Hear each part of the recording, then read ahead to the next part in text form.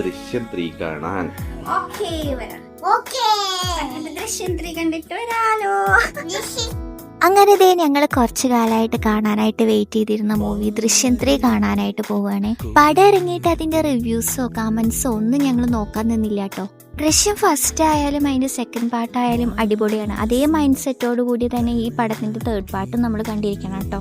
നമ്മുടെ ഏറ്റവും ചെറിയൊരു ലാലേട്ടൻ ഫാനാണ് കേട്ടോ. അവള് സിനിമയ്ക്ക് പോവാന്ന് പറഞ്ഞാൽ ആദ്യം ചോദിക്കുന്ന കാര്യം ലാലേട്ടന്റെ ഫിലിം ആണോ എന്നാണ്. പക്ഷെ തിയേറ്ററിലെത്തിയിട്ട് ഈ കളിക്കണ സാധനമൊക്കെ കണ്ടപ്പോൾ അവള് സിനിമയ്ക്ക് വന്ന കാര്യം തന്നെ മറന്നുപോയിട്ടോ.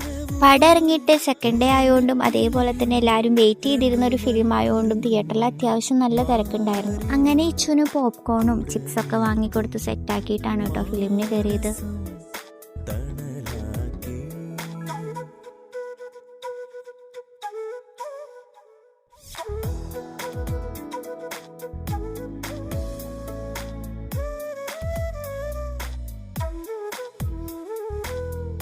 വളരെ സ്മൂത്ത് ആയിട്ട് സ്ലോ ആയിട്ട് പോകുന്ന ഒരു മൂവിയാണ് ദൃശ്യം 3. അതുകൊണ്ട് തന്നെ കണ്ടവർക്ക് പല പല അഭിപ്രായങ്ങളായിരിക്കും മൂവിയെ കുറിച്ച് ഉണ്ടായിരിക്കുക.